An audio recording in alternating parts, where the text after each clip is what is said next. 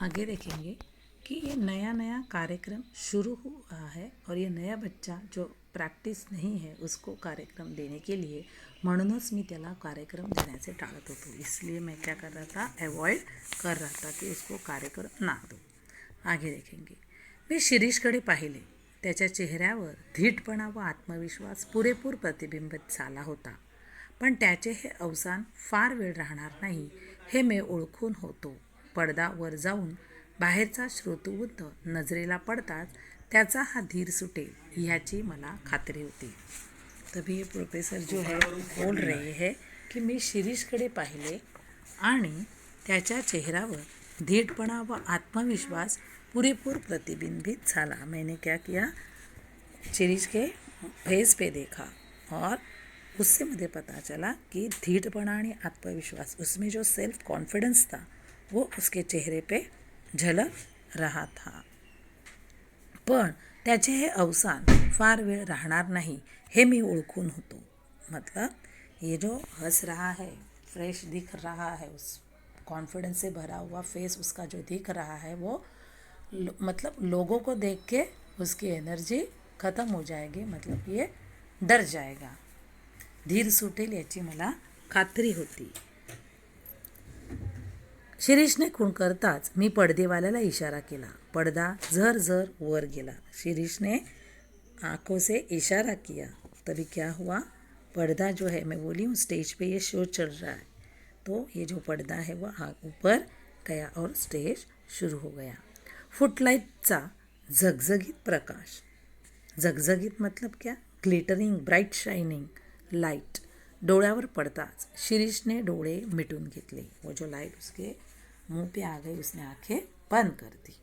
या प्रकाशाची डोळ्यांना जराशी सवय झाल्यावर शिरीषला संबंध श्रोतृवृंद दिसला. बाद में उसने आंखें खोली, ये सामने आंखें खोले तो क्या दिखे उसने, बहुत सारे लोग, श्रोतृवृंद मतलब सामने बैठे हुए लोग, श्रोतृवृंद ऐकणारा समूह या ऑडियंस. उसने क्या देखे, ऑडियन्स देखे जो उसके सामने सुनने के लिए बैठे थे. त्या क्षणी त्याच्या मनाची झालेली चलबिचल त्याच्या चेहऱ्यावर स्पष्ट दिसू लागली. तो गडबडून गेला आहे हे मी ओळखले. वो अंदर से डर गया है ऐसा ये सर जो थे उनको मन में लग रहा है. त्याने ओळखले, पण आता सावरून धरणे शिक्षक या नात्याने माझे कर्तव्य आहे. मी तंबोरेवाल्याला आणि तबलेवाल्याला खूण केली. तंबोऱ्याचा धीर गंभीर आवाज घुमू लागला. शिरीषने डोळे मिटून कुणाचे तरी ध्यान केल्यासारखे दिसले. देखो सामने लेखक जो बोल रहे कि मैंने ये देखा कि शिरीष अभी थोड़ा डर गया है, इसलिए उन्होंने क्या किया, अब ये एज अ टीचर, अब ये उनके टीचर है, ये बच्चा अभी पहले से ही डरा हुआ है, तो प्रोग्राम खराब होने से सामने जो श्रोतृवृंद बैठे वो भी नाराज़ हो जाएंगे. इसके लिए उन्होंने क्या किया, तंबोरे वालेला आणि तबल्यावालेला खूण केली. तंबोरा मतलब क्या, इंडियन म्यूजिकल स्ट्रिंग इंस्ट्रूमेंट, तंतुवाद्य, इन मराठी में तंतुवाद्य कहते हैं, स्ट्रिंग इंस्ट्रूमेंट. और तबले, तबला मतलब तबला जो बजाने का रहता है, तो तंबोरा आणि तबला उनको दोनों को इशारा किया कि आप ऐसा ऐसा गाना बजाना, म्यूज़िक देना शुरू कर दो. शिरीषने आंखें बंद की, कुणी डोळे मिटून कुणाचे तरी ध्यान करण्यास सुरुवात केली. मतलब आंखें बंद की और उसने क्या किया, ध्यान किया. मतलब मन ही मन में उसने अपने डैडी को नमस्कार किया. पुन्हा त्याचा चेहरा पूर्वीच्या आत्मविश्वासाने नाहून निघाला.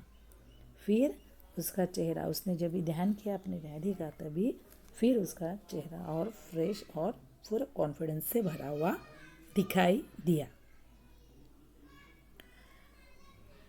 व हलकेच त्याने षडज लावला. षडज, यहाँ षडज मतलब संगीतातील 7 स्वर. षडज किसे कहते हैं, संगीत म्यूजिक में जो रहते हैं उसमें 7 स्वर रहते हैं, सा रे ग म प ध नि सा. इन 7 स्वरों को षडज कहा जाता है. तर त्याने हलकेत षडज लावला. एका 10 ते 12 वर्षाच्या मुलाने शांतपणे वायलिन वाजवायला सुरुवात केलेली पाहून लोक शांत बसले. एका छोटे बच्चे ने, एक छोटा जो 10 से 12 साल का लड़का जो है, उनका उसके चेहरे पे जो कॉन्फिडेंस है और वो जो वायलिन बजा रहा है, ये देख के लोग भी एकदम चुप बैठे और उनकी कला का आस्वाद ले रहे थे।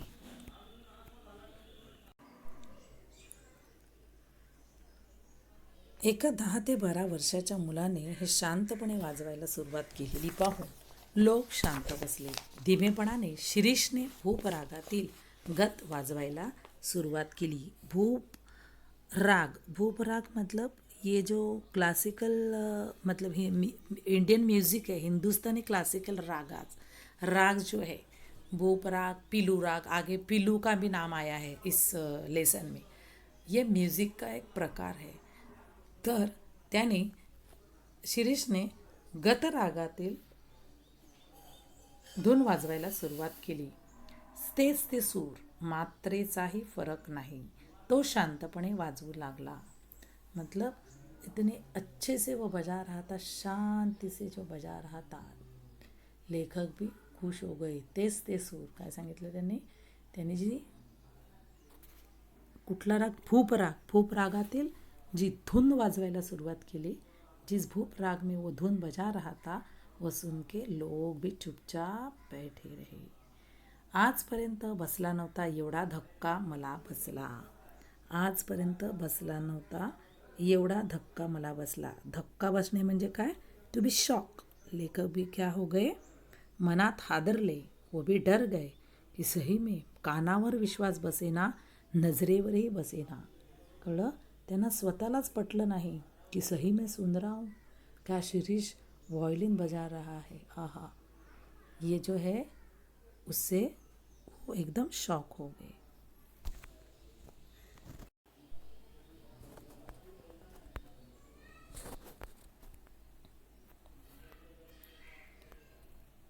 पंचेंद्रिय दगा तर देत नाहीत ना, अशी शंका मनाला चाटून गेली.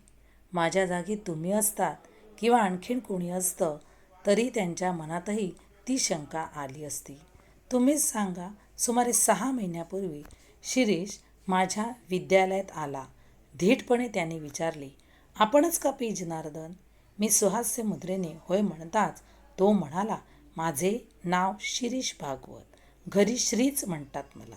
गाण्याची फार आवड आहे. उसने जो संगीत में भूप राग की जो धुन बनाई, लेखक म्हणतात की मला एकदम शॉकिंग झालं आणि माझ्या पंचेंद्रिय तर दगा देत नाहीत ना असं मला वाटू लागलं.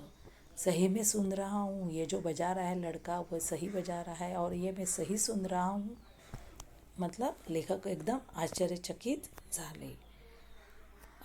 तभी उनको याद आया कि ये लड़का 6 महीने पहले मेरे कॉलेज में आया था और धीटपणे मतलब बघा धीटपणा इस पाठ में शिरीष भागवत याच्या अंगी असलेले गुण हा प्रश्न विचारला जातो चौकटी भरामध्ये. तो उसके बारे में धीटपणा ये भी तुम लिख सकते हो. धीट मतलब क्या? कॉन्फिडेंस के साथ. तर त्याने धीटपणाने कॉलेज के सर का, विद्यालय म्हणजे शाळेतल्या सरांना विचारलं होतं की तुम्हीच का पी जनार्दन? मी सहस्य मुद्राने होय म्हणताच तो म्हणाला, माझे नाव शिरीष भागवत. मतलब खुद से सामने से नाम पूछा और उसने खुद का भी इंट्रोडक्शन करके दिया कि मैं शिरीष भागवत हूँ. मुझे घर में श्री कहा जाता है और मुझे म्युझिक गाण्याची फार आवड आहे. तुला गाण्याची आवड आहे तर माझ्यापेक्षा माझ्या वडिलांना मी शिकलेलं फार आवडेल. त्यांच्या चमत्कारिक उत्तराचे मला नवल वाटू लागले. थोडासा रागही येऊ लागला. लेखक काय सांगतात कि उसका कॉन्फिडेंस तो देखो. उसने मुझे मेरा नाम पूछा, बाद में खुद का इंट्रोडक्शन दिया और क्या बोला कि मुझे बहुत गाने का शौक़ है, म्यूज़िक बहुत मुझे पसंद है, लेकिन मेरे से ज़्यादा मेरी डैडी को बहुत पसंद है और मैं गाना सीखूं ऐसी उनकी इच्छा है.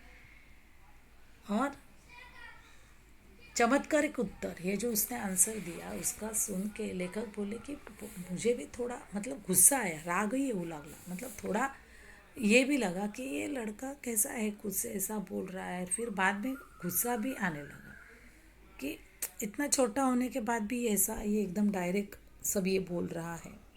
तो थोडा वेळ थांबून पुढे म्हणाला, मी आपल्याकडे शिकायला येईन, पण माझी एक अट आहे.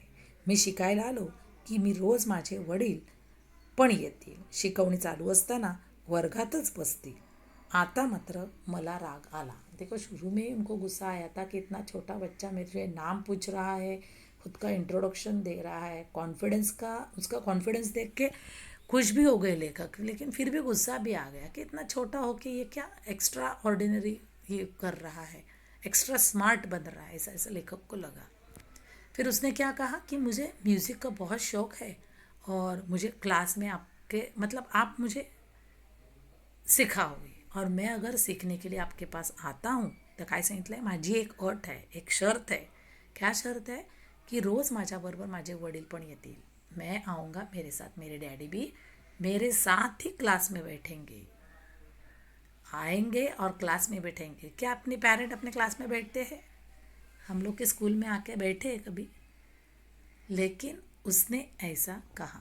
आता मात्र मला राग आला. ये सुन के बहुत लेखक को गुस्सा हुआ. मी जाणीवपूर्वक हसत म्हणालो, मान्य, तुझ्या अटी एकदम मान्य, पण त्यासाठी तुला महिना 50 रुपये फी द्यावी लागेल.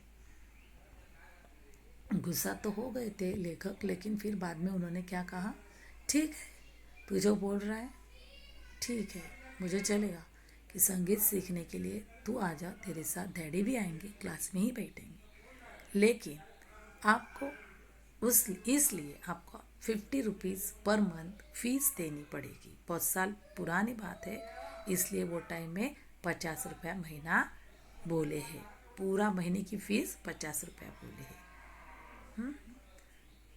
आगे देखें.